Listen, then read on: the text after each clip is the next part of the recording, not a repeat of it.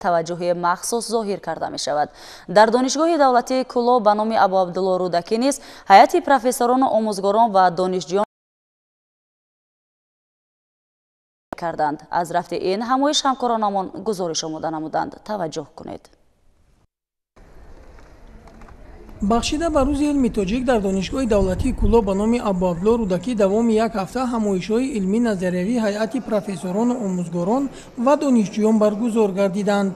оғози ин чорабинӣ дар толори маҷлисӣ бо баромади ректори донишгоҳ шурӯъ шуда аз дастовардҳои омӯзгорону донишҷӯён дар соли 2023 ибрози андеша намуда буд ва қайд кард ки аз ҷониби президенти кишвар эълон гардидани солҳои 2022-2026 солҳои рушди саноат ва 20-солаи омӯзиш ва рушди фанҳои табиатшиносӣ дақиқ ва риёзӣ, солҳои 2020-2024 соли маърифати ҳуқуқӣ эълон гардидани соли 2024 ба пешрафти илми тоҷик такони ҷиддӣ бахшид. طبق برنامه ҳамоиш дигар баромадкунандагон низ дар мавзӯъҳои гуногун мақолаҳои илмии хешро пешниҳод намуда иброз доштанд ки дар даврони соҳибистиқлолии ҷумҳурии тоҷикистон шароити созгор барои олимони ҷавон фароҳам оварда шуд ки боиси пешравии илми тоҷик хоҳад буд. иттилоъ дода шуд ки давоми як ҳафта иштирокчиён ба бахшҳо тақсим шуда мақолаҳои илмии хешро пешниҳод намуданд. در دانشگاه دولتی کلوب بخشیده به گرامیداشت روز علم تاجیک از 8 تا 13 اپریل هفته علم اعلان گردیده بود که در این هفته زیاده از 1000 معروضه های عالمان، محققان و دانشجویان بررسی گردیدند. در نظر داشته شده است که مواد کنفرانس به چاپ رسیده، فشرده معروضه آموزگاران و دانشجویان چاپ گردد. قابل قید است که در 37 کافدرای عملکننده دانشگاه محققان به کار تدقیق مشغول بوده. در سال 2023 72 نامگوی کتاب، مونوگراف، دستورهای متدی و 887 مقاله علمی به تاب رساندند. در سال 2023 35 نفر و در مجموع در 5 سال اخیر 110 نفر محققان دانشگاه رساله علمی خود را دفاع نمودند. قابل قید است که این زمان رساله علمی زیاده از 68 نفر عمومجان و خط کنندگان زندان دکتر پی‌اچ‌دی آماده شده در عرصه پیشنهاد به شاید دیسرتاسیونی میباشند. آموزگاران مخصوصا جوانان دانشجویان سال از سال زیادتر به علم و تحقیقات علمی جلب میشوند، هوسمند هستند. роҳбарият ва омӯзгорон, олимону муҳаққиқон бо баргузории як ҷаласа ҳафтаи илмро ҷамъбаст намуданд ва раёсати донишгоҳ ба омӯзгорону муҳаққиқон ки давоми як соли охир рисолаҳои номзадӣ ва докторӣ ҳимоя намуданд, сипосномаҳои донишгоҳи давлатии кулобро супориданд. инчунин ба иштирокчиёни фаъоли ҳафтаи илми тоҷик сипоснома ва тӯҳфаҳо тақдим карда шуд. ширинҷон Сафарзода Сайфиддин Исмоилов аз шаҳри Кулоб барои барномаи Навид.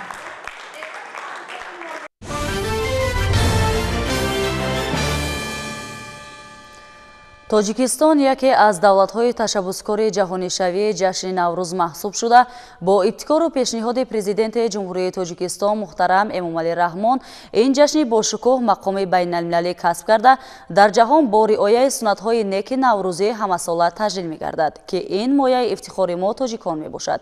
бо ибтикори сафорати ҷумҳурии тоҷикистон дар конфедератсияи Швейтсария, намояндагии доимии ҷумҳурии тоҷикистон дар назди шуъбаи Созмони Милали Муттаҳид ва дигар ташкилоти байналмилалӣ дар Женева ҷашни Наврӯз таҷлил гардид. бо ташаббуси намояндагии доимии ҷумҳурии тоҷикистон дар назди шуъбаи Созмони Милали Муттаҳид ва дигар ташкилотҳои байналмилалӣ дар Женева бо иштироки намояндагони кишварҳои ҳавзаи Наврӯз аз ҷумла Афғонистон, Эрон, Ироқ, Қазоқистон, Қирғизистон, Озарбойҷон, Покистон, Туркия, Туркманистон, Узбекистон ва Ҳиндустон, инчунин ҳамватанони кишвари иқомат ҷашни Наврӯзи байналмилалӣ тибқи расму оини аҷдодии мардуми тоҷик дар сатҳи баланд баргузор карда шуд. дар таҷлили ҷашни байналмилалии Наврӯз намояндагони сохтору мақомоти давлатӣ, роҳбарони созмонҳои байналмилалии муқим, намояндагони вазорату идораҳои соҳавӣ, ширкатҳои сайёҳӣ, фаъолони шабакаҳои иҷтимоӣ, тоҷикони бурунмарзӣ, донишҷӯён ва доираи васеъи хабарнигорон иштирок намуданд.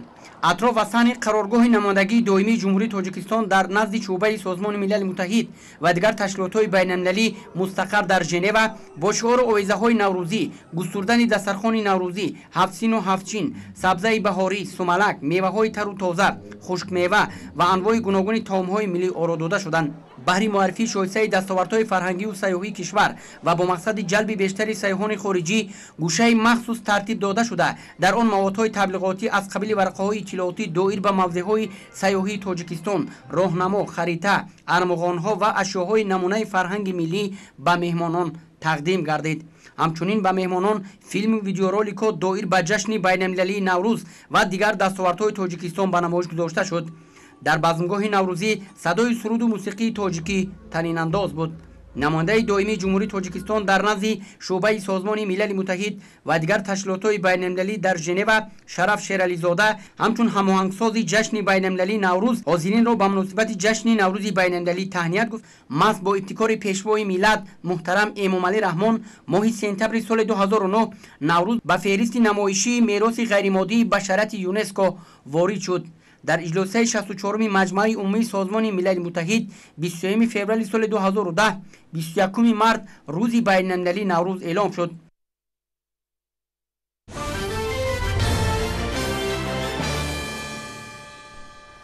در مؤسسه دولتی اصولخانه ملی در همکاری با مقامات اجرایی حکومت دولتی شهر دوشنبه به افتخار روز پایتخت تحت عنوان شهر دوشنبه از دیروز تا امروز نمایش جشن افتتاح گردید. همکارانمان از جریان کشاده‌شوی این چاره‌بینی گزارش می‌دهند. شهر دوشنبه از گذشته تا امروز کلاً تغییر یافته است و حالا سیمای ظاهری پایتخت عزیز ما وصف نشونده است. این گفته‌ها را نمایش جشنی در اصولخانه ملی بخشیده به روز پایتخت تصدیق می‌کند. شهر دوشنبه از دیروز تا امروز همین گونه نام دارد نمایشی که در وضعیت تنتنوی در اصولخانه ملی افتتاح گردید. در چاره‌بینی نمایندگان دستگاه اجرایی پرزیدنت جمهوری تاجیکستان، مقامات اجرایی حکومت دولتی شهر دوشنبه، وزارت فرهنگ جمهوری تاجیکستان و یک قطار مؤسسه‌های علمی فرهنگی کشور اشتراک نمودند. در مراسم افتتاحی نمایش ناطقان ابراز نمودند که اساسگذار صلح و وحدت ملی، پیشوای ملت پرزیدنت جمهوری تاجیکستان محترم امامعلی رحمان پایتخت تاجیکستان شهر دوشنبه را آینه تاریخ و زندگی ملت تاجیک و دولت تاجیکان نامیدند و این به سبب نیست، زیرا شهر دوشنبه از قدیم الایام مکانی زیست مردم آریایی نژاد محسوب می‌یافت. هنوز 5-6 هزار سال قبل از این انسانیت این سرزمین زیبا منظر را قرارگاه یا جای استقامت خود قرار داده بود. امروز باشد شهر دوشنبه در همه سمت و ساحه‌ها با سرعت بلند رشد نموده به یکی از شهرهای زیباترین دنیا تبدیل یافته است. در نمایش جشنی اسفند اصولخانه ملی 110 عدد اشیای اصولخانوی به نمایش گذاشته شدند که آنها گذشته کهن و پرافتخار شهر دوشنبه را در مسیر تاریخ انعکاس می‌نمایند. در نمایش مذکور نخست اشیای تاریخی بازیافت‌های باستانشناسی به تازگی کشف نموده باستانشناسان اصولخانه ملی و سکه‌ها به نمایش گذاشته شدند. طور معلوم گردید در موسم باستانشناسی سال 2023 از جانب باستانشناسان اصولخانه ملی در سمت شمال محله معرفت موضع باستانی تخت شاهی معین و کشف گردید. از این موضع تعداد زیادی باقی مانده‌های ظرف‌های خواجگیداری، دیوارهای انشاءات و آتشدان‌ها را کشف نمودند که آن دلیل در طول عصرهای برنج، هخامنشی و کوشانی موضع زیست دائمی نیاگان میباشد. در قسمت دیگری نمایش مصوره‌های در سالهای شوروی و دوران استقلال آفریده رسامان مشهور جمهوری و جایزه‌داران آزمون‌های بین‌المللی و جمهوریوی پیشنهاد شدند که در ایجادیاتشان زیبایی و دوره‌های رشد شهر دوشنبه را انعکاس نمودند. سالهای اخیر در شهر دوشنبه ساختمان منزل، مهمانخانه‌ها و انشاءات اجتماعی و فرهنگی با مرام ادامه دارد. لایحه‌های انگاروی عمارت‌سازی در حدود شهر دوشنبه قسمت دیگری نمایش مذکور را تشکیل می‌دهد که توسط اشیای اصولخانوی انعکاس یافتند. نمایش شهر دوشنبه از دیروز تا امروز تا 25 اپریل ادامه می‌یابد.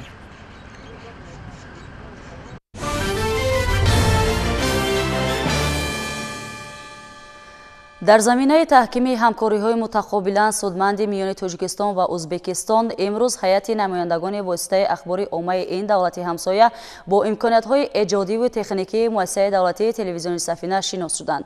ضمن این بازدید تقویت مناسبات و راه‌های جانا کردن همکاری‌های ایجادی میان شبکه‌های تلویزیونی مطرح گردید. شرح بیشتر در گزارش همکاران ما.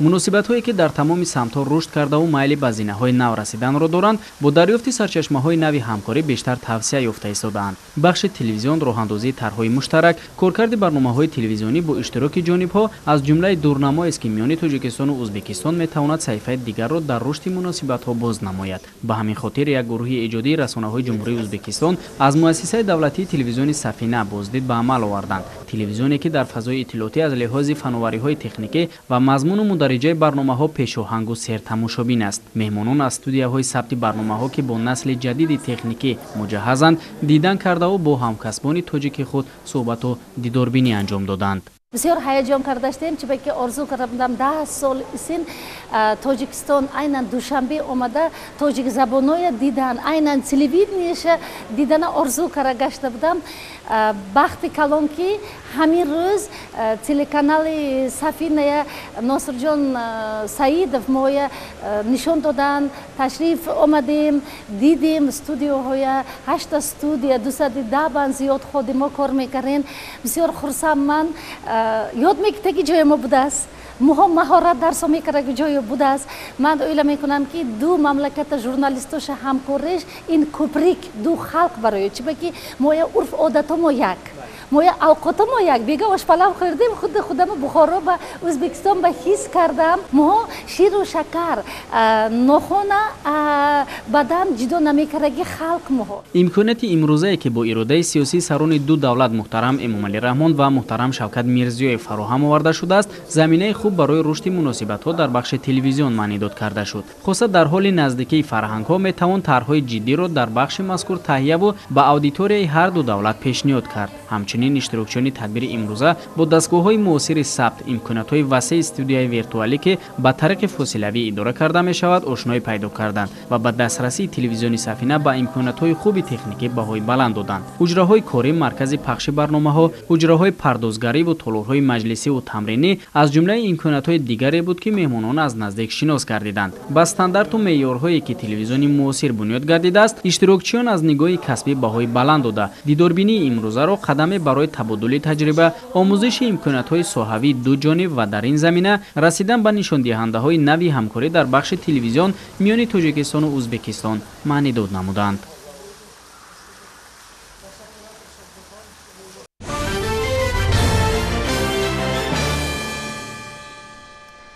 روابط متقابلا سودمند میان تاجیکستان و ازبکستان در همه سطح زینه‌ها رو به رشد دارد و گسترش این مناسبات به اراده سیاسی سران دو دولت اساسگذار صلح و وحدت ملی پیشروی ملت پرزیدنت جمهوری تاجیکستان محترم امامعلی رحمان و پرزیدنت جمهوری ازبکستان محترم شوکت میرزیویف وابسته می باشد. در همین زمینه بگاهی امروز در کینوتئاتر نوروز شهر دوشنبه روزهای سینمای ازبکستان در تاجیکستان آغاز یافت. تدبیر مذکور با نمایش فیلمی هنری عبدالله عاریفов شروع شد. تفصیلات در این باره.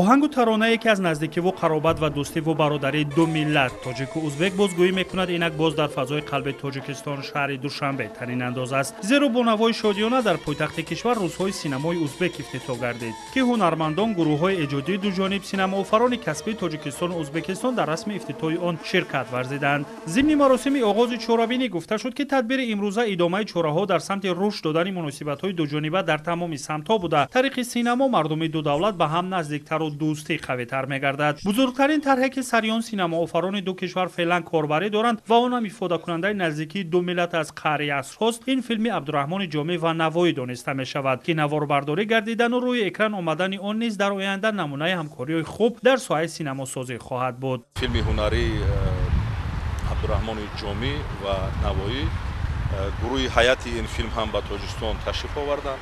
آنها طی روز چهارم است که با ما در همکاری هستند. خود عالمان، شاعران، نویسندگانی که مخصوص در این فیلم از طرف ازبکستان به این فیلم وابسته شدند و همزمان عالمان ما و همچنین ایجادکاران، رژیسوران و دیگر هنرمندانی که هستند در اینجا اشتراک می‌کنند. شروع میشه دوره آمادگی با نوارگیری فیلم جامی و نوایی در خود تاجیکستان، در ازبکستان در نظر است در خود ایران و ترکیه باید این فیلم به نوار گرفته شود. گفته شد که این نوبت در دایره روزهای سینمای ازبک نه تنها در شهر دوشنبه فیلم‌های سینما آفران این کشور و نمایش گذاشته می‌شود بلکه بینندگان امکانیت دارند که در نویای ورزاب شهرهای حصار و وحدت و ولایت‌های سغد و بدخشان و ختلان از نمایش این فیلم‌ها بهره‌ور گردند. در این تدبیر آفریده‌های با تازگی روی اکران آمده نمایش داده می‌شود و این فیلم‌ها برای تماشابینان جالب و خاطرمان خواهند بود. از آن شدیم که در این کاخ محتشم امروز روز کینوی ازبک آغاز گردید. تدبیری که در آن بهترین فیلم‌های синамоафарони кишвари мо ба намоиш гузошта мешавад то тамошобинони тоҷикистон низ аз онҳо баҳравар гарданд. ин тадбир ва дигар чорабиниҳое ки феълан дар тоҷикистон бо иштироки аҳли фарҳангу санъати ду кишвар баргузор гардида истодааст аз дӯстиву бародарӣ наздикиву ҳамсоядорӣ неки мардуми тоҷику узбек башоратдиҳанда аст. рӯзҳои синамои ӯзбекистон дар ҷумҳурии тоҷикистон то санаи 20 апрел идома хоҳад кард. синамосозон бо гулчини беҳтарин филмҳо меҳмони шаҳру ноҳияҳои кишвар мегарданд. иброз гардид дар чорабинӣ.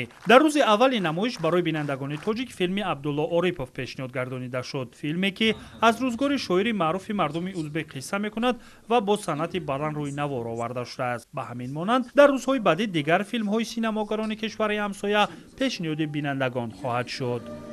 Daralarga ketaylik do'stim. Abdullo Oripov degan yosh iste'dod chiqdi.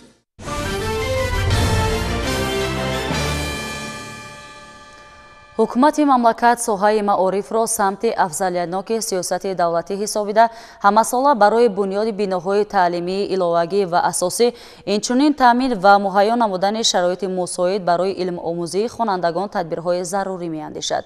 дар раванди бунёдкориҳо таваҷҷӯҳи асосӣ ба сохтмону барқарорсозии мактаб ва сибхонаҳои иловагӣ равона карда шудааст. гузориши ҳамкорони мо дар ин хусус аз шаҳри Истарафшан таҳия гардидааст. дар вилояти Суғд тибқи нақшаи пешбинӣ гашта корҳои сохтмонӣ дар иншоотҳои ҷашнӣ ба ифтихори таҷлили сазовори ҷашни 35-солагии истиқлоли давлатии ҷумҳурии Тоҷикистон бо маром идома дорад. дар шаҳри Истарафшан сохтмони бинои иловагӣ дар назди гимназияи рақами 3 ҷамоати Ҷавкандак қомат афрохта аз соли 2019 то ба имрӯз 90% корҳо анҷом дода шудааст. ин тадбири некро сокинон ва аҳли маорифҷон идомаи мантиқии сиёсати хиратмандонаи асосгузори сулҳу ваҳдати миллӣ пешвои миллат президенти ҷумҳурии Тоҷикистон муҳтарам Эмомалӣ Раҳмон маъни дод карданд. агар ба таърихи таъсисёбии муассиса назар афканем метавон гуфт ки гимназия соли 2008 дар заминаи мактаби рақами 49 ки худ аслан соли 1991 бунёд гаштааст ташкил карда шуда он аз як ошиёна ва 4 синфхонаи барҳаво иборат аст. имрӯз дар гимназия дар ду баст 437 нафар хонандагон ба тадрис фаро гирифта шуда аз 30 нафар омӯзгорон сабақ мегиранд. ҳамасола дар олимпиадаҳои шаҳрӣ ولایتی جمهوری و بین الخلقی اشتراک نموده جاهای نمایان را اشغال می نمایند. برای باز هم بهتر نمودن و در عمل تطبیق نمودنی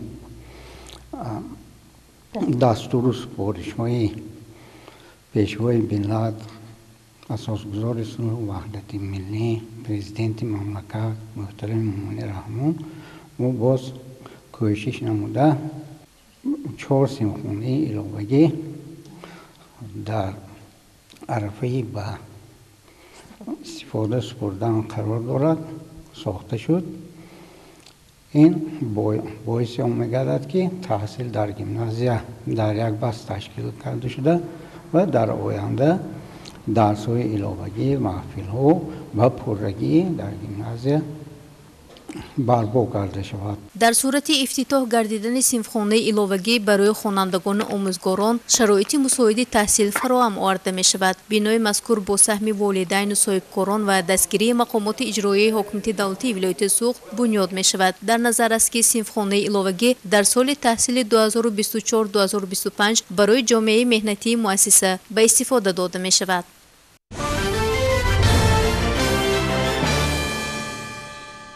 соли панҷум аст ки дар мамлакат озмуни ҷумҳуриявии Тоҷикистон ватани азизи ман баргузор мегардад. мақсад аз доир сохтани ин тадбир дарёфти истеъдодҳои нави соҳаи санъат, рушди минбаъдаи малакаву маҳорати касбии онҳо ва тарғибу ташвиқи анъанаҳои арзишманди миллию мероси пурғановати ниёгон арзёбӣ мешавад.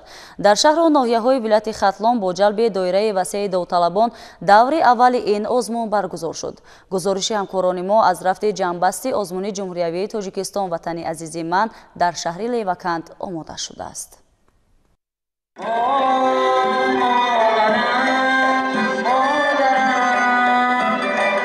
ҷанбаҳс гаштани даври шаҳри озмуни ҷумҳуриявии Тоҷикистон ватани азизи ман дар шаҳри Левакан имконият фароҳам овард чанде аз ҷавонони соҳиби истеъдод маҳорати худро сайқал дода бо довталаб гаштан дар ин озмун ҳунару малакаи навозандагӣ, овозхониву оҳангсозӣ ва рассомию тарроҳии хешро ба аъзои ҳакамон нишон ва ба мардуми диёр муаррифӣ созанд. ман тури 4 сол аст ки дар озмуни ҷумҳуриявии Тоҷикистон ватани азизи ман ширкат меварзам. кӯшишҳои устод ҳастанд ки мо то даври ҷумҳуриявӣ рохат гирифтаем. ман орзу дорам ки на танҳо дар озмунҳои дохилӣ, балки берун аз кишвар ҳам иштирок варзида номи Тоҷикистонро баланд бардорам. соли гузашта дар озмуни Тоҷикистон ватани азизи ман иштирок намудам. дар шаҳри ҷои якум ва дар вилояти ҷои дуюмро сазовор гаштам. вале ман дар ҷумҳуриявӣ ҷои намоянро ишғол накардам. ман кӯшиш мекунам ки имсол сазовори ҷо гардам. шунидани садоҳои марғуладор, оҳангҳои нотакрору дилошӯб дар ин рӯз аз он гувоҳӣ медод ки довталабон барои мағлубият не балки баҳри пирӯзӣ ба саҳнаи ҳалкунандаи тақдири онҳо дар самти санъату ҳунар қадам ранҷа намуданд. аз ин рӯ талош мекунанд ҳунару малакаи худро дар сатҳи баланд манзури доварон гардонанд. аз довталабон 28 нафар сазовори ҷойҳои намоян гардиданд. аз ин 8 нафар соҳиби ҷойҳои якум, 13 нафар соҳиби ҷойҳои дуюм ва 7 нафар соҳиби ҷойҳои сеюм гардиданд. ва боварӣ дорем ки сол аз сол ин озмун довталабони хешро зиёдтар мегардонад ва дар даврҳои ниҳоии он, яъне дар даври вилоятӣ ва ҷумҳуриявӣ он довталабон метавонанд бо устодону оҳангсозон, бо шоирону адибон робитаи корӣ дошта бошанд ва тамрину машқҳои худро зиёдтар гардонанд, то ки дар даврҳои ниҳоӣ ин озмун сазовори ҷойҳои намоён гарданд.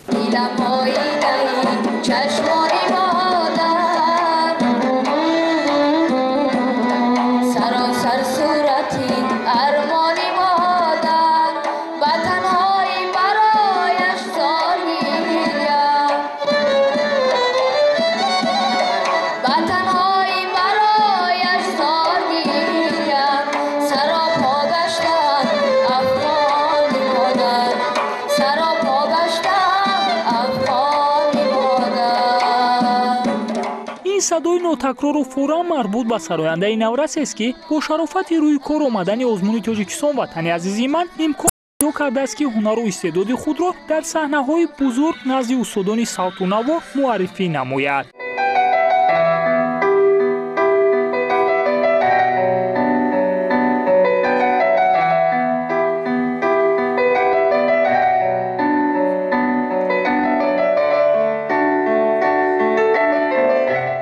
гуфтаи аъзои ҳакамон дар шаҳри Левакан нисбат ба рушди санъати миллӣ сокинон таваҷҷӯҳи хоса доранд, зеро довталабон дар озмуни имрӯза аз рӯи ҳама номинатсияҳо аз худ маҳорати баланд нишон доданд.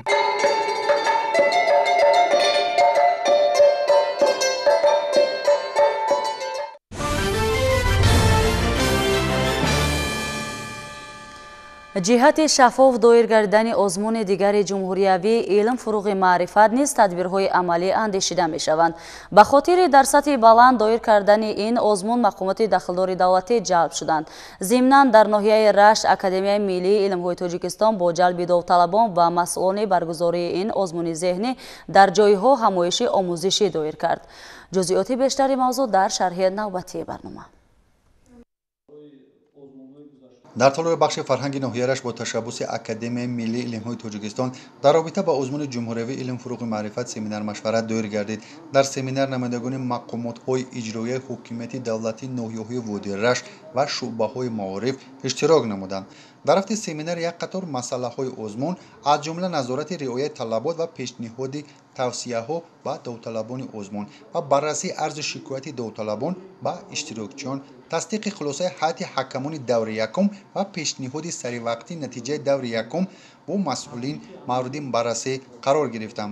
инчунин қайд гардид ки баргузории даври якуми озмуни ҷумҳуриявии илм фуруғи маърифат дар моҳи апрел дар муассисаҳои таълимӣ оғоз гардидааст. ҳадафи асосии семинар машварати имрӯза ин ба самъи иштирокчиён آموزگاران و متصدیان رساندن آن تغییرات و الهه‌هایی که به نظامنامه آزمون وارد گشته اینچنین برطرف کردن کمبودی‌های جای داشته سالهای قبلی می باشد. باید گفت که آزمون جمهوریوی علم فروغ معرفت از سال 2021 این جانب تحت سرپرستی پرزیدنت جمهوری تاجیکستان محترم امامعلی رحمان با مقصد عملی سازی 20 ساله آموزش و رشد فن‌های طبیعت شناسی دقیق و ریاضی در ساحه علم و معارف برگزار کرده می شود. با مقصدی در سطح بلند برگزار نمودن آزمون جمهوریوی علم فروغ معرفت است.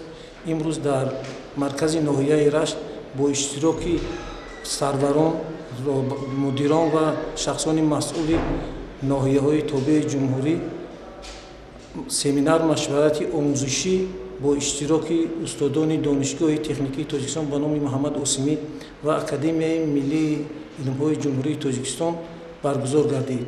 در کار سمینار همه دیرکتوران و مدیران شعبه‌های معارف شرکت داشتند. اوید به رفت برگزاری و ترتیب رعایت نظامنامه آزمون کارهای فرماندهی گزارنده شدند. اینچنین در مؤسسه‌های تعلیمی ناحیه رفتی برگزاری آزمون جمهوریوی علم فروغ معرفت است در سطح بلند قرار دارد. بهر دریافت نمودن چهره‌های نوآور و با استعداد از روی 7 نامیناسیا آزمون برگزار گردیده شده ایستاده است و چخیلی که از رفتی برگزاری آزمون معلوم می‌گردد داوطلبان نسبت سالهای پیشین این سال خیلی زیاد می‌باشند و کوشش می‌کنیم که در دورهای من بعده آزمون خوانندگان بهترین شرکت ورزیده در سطح جمهوری معرفیگری ناحیه باشند. در ناحیه رشت دور اول آزمون جمهوریوی علم فروغ معرفت در مؤسسه‌های تعلیمی ادامه دارد. در آزمون جمهوریوی علم فروغ معرفت داوطلبان از همه مؤسسه‌های تعلیمی اشتراک نمودند. آزمون جمهوریوی علم فروغ معرفت از روی نامیناسی‌های متماتیک، فیزیک و استرونومیا، شیمیا، بیولوژی، گئوگرافیا، تکنولوژی اطلاعاتی، اختراع‌کاری و نوآوری برگزار گردید. روزهایی می‌شود که در آنجا آفتاب نیست و از طرفی باد انرژی حاصل میکنه و خانه با انرژی پوره حاصل میشود و روزی میشود که شمال نیست و آفتابی سوزان نباشد و از انرژی آفتابی قوه گرفته خانه پر از انرژی میشود و چندین روز یا چندین ماه ما از این استفاده بوده میتوانیم. هدف از برگزاری آزمون جمهوریوی علم فروغ معرفت این عملی سازی 20 ساله آموزش و رشد فن‌های طبیعت شناسی دقیق و ریاضی در ساحه علم و معارف بوده. در این زمینه رشد تفکر تکنیکی، ترغیب جهانبینی علمی، دسترسی پیدا کردن به تکنیک و تکنولوژی، توسعه اختراعکاران و نوآوری، پیوست علم با استحصالات، جلب بیشتری خوانندگان و دانشجویان و دیگر قشرهای جامعه با آموزش فن‌های طبیعت شناسی دقیق و ریاضی همچنین برای دریافت و معرفی استعدادهای نو در این سمت‌ها مساعدت می‌نماید. اوید با برگزاری آزمون جمهوریوی علم فروغ معرفت همین را قید نمودنیم که امروز در مؤسسه ما آزمون جمهوریوی علم فروغ معرفت خوب برام بوده شده علاقه دور یکمش گذرانیده شد. طبق تحلیل ها همین معین گردید که در مؤسسه ما نسبت به سال پیشینه امسال داوطلبان نسبت آزمون زیاد بوده سزاوار جایهای نمونوی گردیدند. در جنبش غالبان از طرف حکمان معین گردیده با دور ناحیوی راحت گرفتند.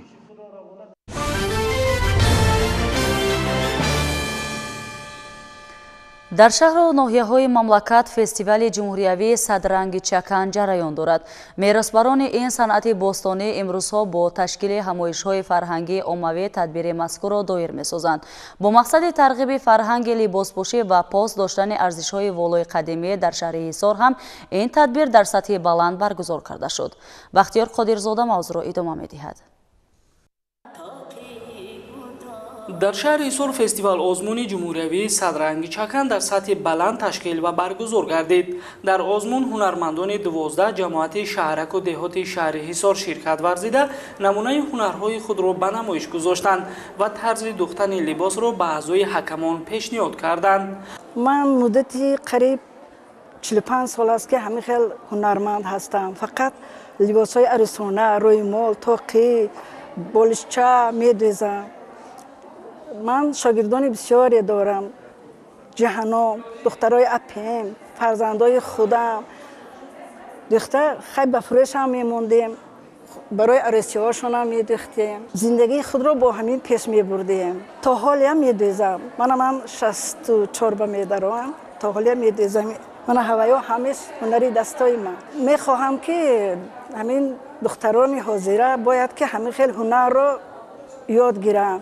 این هنر آدم رو به جای بلندی میرساند. آدم رو هنرمند خیلی آبرویناک هستند.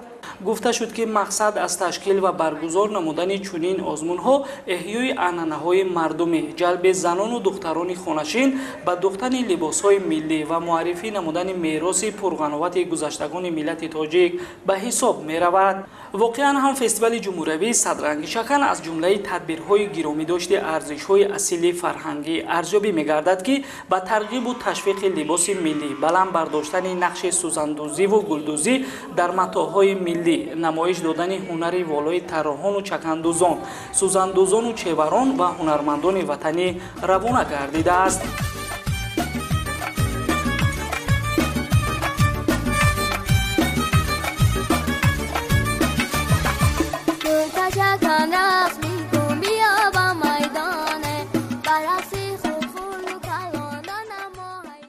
فستیوال جمهوری صدرنگ چکن امکان می‌دهد که پهلوهای تا هنوز ناروشن عنعنه‌های ملی، هنری والای چکندوزی این یا آن محل، صنعت اصیل گلدوزی، سوزنی دوزی، طاقه دوزی و نوع‌های گوناگون نقش و نگار ملی احیا و مورد استفاده قرار گیرد.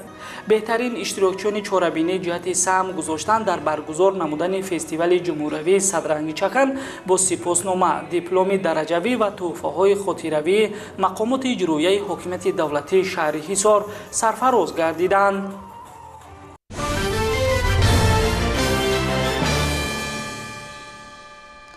با نظرداشت فعالیت پرثمر لیتسه و مرکزهای کسب آموزی امروز جوانان صاحب هنر گردیده در پیشبرد بخش و ساحه‌های اقتصاد ملی کشور سهمی مناسب می‌گذارند. لیتسه کسبی تکنیکی نقلیات اتومبیلی شهر دوشنبه از جمله چنین مؤسسه‌هایی است که در سمت آماده‌سازی کادرهای صاحب اختصاص نقش برجسته دارد. همکارانمان در رابطه با فعالیت این مؤسسه شرح دارند که به این مضمون است. هنوز از زمانهای قدیم برای بهتر ساختن زندگی مردمان با آموزش و از برسازی هر گونه شغل انیقترش کسب و هنر می‌پرداختند و این همه باعث استواری عائله و پیشرفت زندگی آنها می‌گشت. این اندیشه حالا هم در تفکر انسانیت وجود دارد. همین هدف است که نسل امروزه بیشک به هنر آموزی توجه دارند و کوشش می‌نمایند تا شغل را از خود کنند و برای آینده خود زندگی ارزنده سازند. در جامعه امروزه یکی از سرچشمه‌های صاحب کسب نمودن جوانان این لیتسه و مرکزهای کسب آموزی شمرده می‌شود. مؤسسه دولتی تعلیمی لیتسه کسبی تکنیکی نقلیات اتومبیلی شهر دوشنبه در صاحب هنر گردیدن نسل نو سهمی بارز دارد. این مؤسسه از سال 1938 همچون آموزشگاه کسبی تکنیکی در تربیت نسل نورس و جوان نقشش ارزنده است. امروز در لیتسه شکل و شیوه کار با اصولهای خاصه صورت میگیرد و متخصصان را از روی 6 اختصاص آماده میسازند. تشکیل و راه اندازی کورس‌های کوتاه مدتی کسب آموزی در لیتسه یکی از برتری‌های فعالیت این تعلیمگاه است. لیتسه ما از روی 6 اختصاص کسب آموز تیار می‌نماید که بعد این به خواجگی خلق جمهوری تاجیکستان خدمت خود را می‌رسانند. باید قید کرد که در لیتسه نقلیات اتومبیلی شهر دوشنبه با غرض گروه‌های مقرری که ما داریم درس می‌دهیم کورس‌های کوتاه مدتی رانندگی درجه ب وجود دارد که ما می‌توانیم شهروندان را همه وقت قبول کرده خواننده بعد 2 ماه صاحب شهادتنامه رانندگی نماییم. از آنکه اکثر اختصاصهایی که در این لیتسه آموزانیده میشوند خاص مردان است، از این رو تعداد زیادی تعلیم گیرندگان را نیز مردان تشکیل میدهند، مخصوصا در رویه چلانگر عاید به تعمیر محرک اتومبیل و برقچی عاید به تعمیر قسم‌های برقی اتومبیل اخلاصمندان خیلی زیادند، زیرا با زیاد گردیدن تکنیکی و ماشین‌های سبک‌رو احتیاجات نیز به این کسب زیادتر است. طول یک سال است که در این لیتسه تحصیل میکنم و اختصاص من که عاید به تعمیر قسم‌های برقی اتومبیل میباشد و من میخواهم که در آینده با پورگی همین قسم‌های اتومبیل رو یاد گیرم و در خلق خود صادقانه خدمت نمایم. درس‌های عملی همون خیلی خوب میباشد و ما در تعلیم 3 سالی خیلی چیزها رو یاد میگیریم. аксарияти машғулиятҳо дар литсе амалӣ сурат гирифта дар паркҳои истеҳсолӣ ва лабораторияҳо гузаронида мешавад ки ин омил боиси ҳирфавӣ гардидани дастпарварон хоҳад шуд. бо вуҷуди ин ҳама имкониятҳо литсе бо ширкатҳои таъмиргарии мошинҳо шартномаи ҳамкорӣ дорад ки ин ҳама барои бой гардонидани таҷрибаи хонандагон равона гардидааст. имрӯз дастпарварони ин омӯзишгоҳ дар ҳама самтҳои хоҷагии халқи мамлакат кору фаъолият намуда дар пешрафт ва рушди ҷомеаи солим нақши созгор доранд.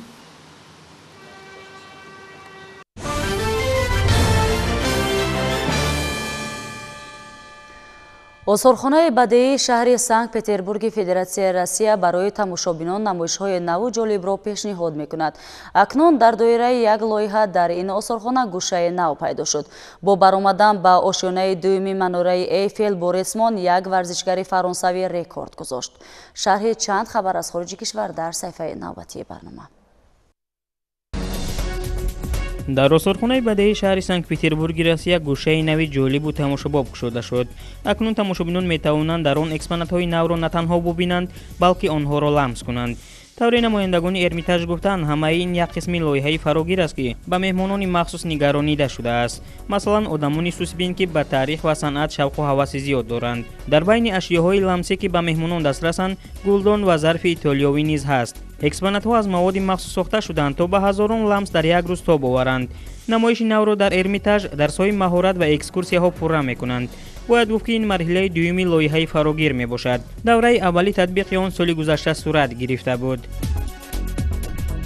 варзишгари фаронсавӣ бо баромадан ба ошёнаи дуюми бурҷи Эйфел дар Париж рекорди ҷаҳониро оид ба баромадан ба баландӣ бо ресмон миёни мардону занон шикаст. Ано Гарниери 34сола бо истифода аз нерӯи дастонаш дар 18 дақиқа ба баландии 110 метр баромад. ҳадафи чорабинӣ ҷамъоварии маблағ барои лигаи зидди саратон мебошад. қаҳрамони ду каратаи ҷаҳон оид ба ҷаҳидан бо монеа Ано Гарниер